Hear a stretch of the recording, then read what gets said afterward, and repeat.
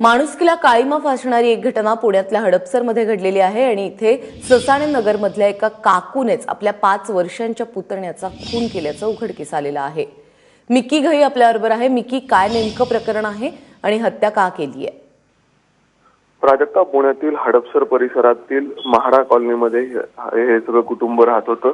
त्या ठिकाणी हे तिघं भाऊ आहेत आणि तिघं भाऊ एक शेजारी राहतात। कालची ही घटना आहे। काल सकाळी माऊली विनोद खांडेकर नावाचा हा जो 5 वर्षाचा जो मुलगा आहे तो बेपत्ता झाला।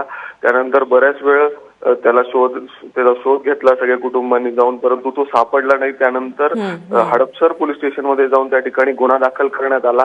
परंतु जेव्हा पोलिसांनी तपास सुरू केला तर असं समोर आलं की शेजारी जो मोठा भाऊ राहतो त्याच्याच बायकोने, म्हणजे या मुलाच्या सख्या काकूने तिची हत्या केली। त्यानंतर बरेच वेळ तिला त्या मुलाला घराच्या आतल्या खोलीमध्ये एका खोलीत त्याचा मृतदेह ठेवण्यात आला।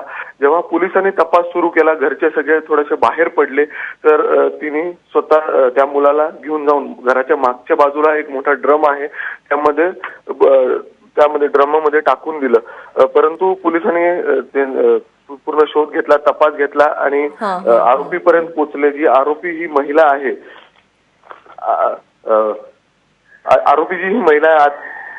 अनिता खांडेकर म्हणून आहे, ही सख्खी काकू आहे। तिच्याबद्दल आता ही माहिती पोलिसांना कळलेली आहे, त्यामुळे आता हे प्रकरण नेमकं कुठपर्यंत जात आहे हे पाहणं महत्त्वाचं असेल। का तिने हा खून केला हे पाहणं देखील महत्त्वाचं असेल।